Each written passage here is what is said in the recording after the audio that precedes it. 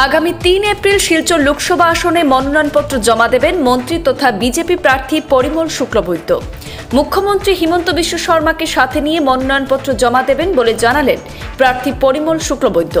তিনি আরও বলেন, দলীয় নির্দেশে বর্তমানে ১৫৫১টি বুথ কেন্দ্র এবং ৪০০টি শক্তি কেন্দ্র সহ জিপি ও মণ্ডল ভিত্তিক প্রচার চালাচ্ছেন তিনি। প্রতিদিন সভা করে যাচ্ছেন, সবার সঙ্গে মত বিনিময় করছেন তিনি। আমাদের দেখুন, দলীয় সাংগঠনিক কাজ আমাদের বছরের প্রতিদিন চলে।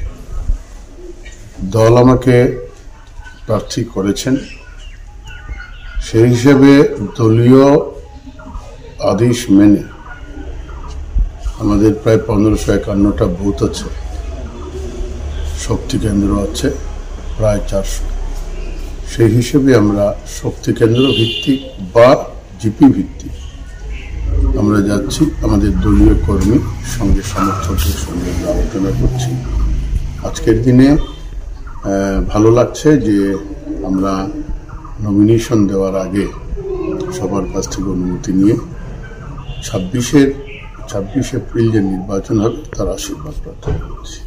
নমিনেশন কি কয় তারিখ? নমিনেশন দল সময় নির্ধারণ করেছেন, সম্ভবত ৩ তারিখ আমরা দেব। আমাদের মাননীয় মুখ্যমন্ত্রী ডক্টর হিমন্ত বিশ্ব শর্মা মহোদয়ের উপস্থিতিতে তিনিও আসবেন। আমরা বুথ পর্যায় থেকে হয়তো বেশি আমাদের যাওয়া সম্ভব নয়, কিন্তু বুথের প্রেসিডেন্ট অন্তত যাবে। সব যত বুথ আছে আমাদের ১৫৫১টা বুথ থেকে বুথের প্রতিনিধি হিসেবে উপস্থিত থাকবে, কারণ নির্বাচন যুদ্ধ বুথ থেকেই আরম্ভ হয়। ওইখান থেকে তাদের সহযোগিতা, তাদের সাহায্য, তাদের আশীর্বাদ নিয়ে নমিনেশন ফর্ম করব। এখন কতটা বুথে মিটিং? আমাদের এখানে ৩০টা মণ্ডল আছে সাংগঠনিকভাবে শিলচর লোকসভায়। ৩০টা মণ্ডলে যাওয়া হয়েছে, সবার আশীর্বাদ নিচ্ছি। আর সঙ্গে সঙ্গে নমিনেশনের আগে প্রায় ঠিক সংখ্যা আপনাদেরকে বলতে পারবো না, আমাদের প্রতিদিন কাজ চলছে।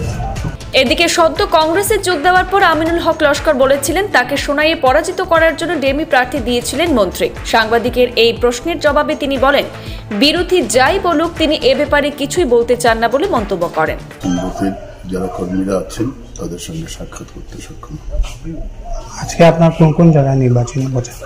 আজকে আমাদের শ্রীকুনা মণ্ডল বুথকে নিয়ে আমাদের শক্তি কেন্দ্র হিসাবে আমরা 7টা সভা আছে। গতকাল এরকম আমাদের উদাহরণে 12টা সভা ছিল, তার আগের দিন 16টা সভা ছিল চাতলা মণ্ডলে।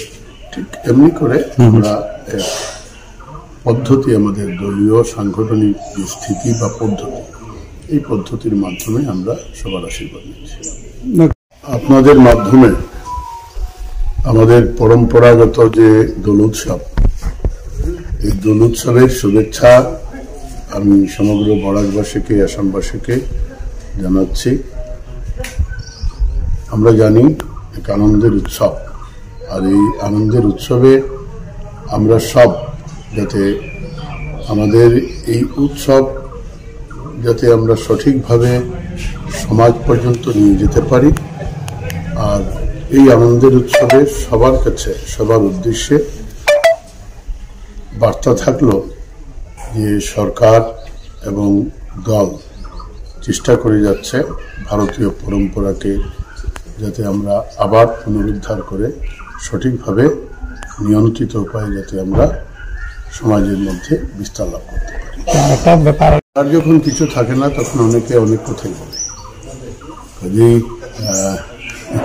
এই ব্যাপারে আমার কোনো বক্তব্য নেই।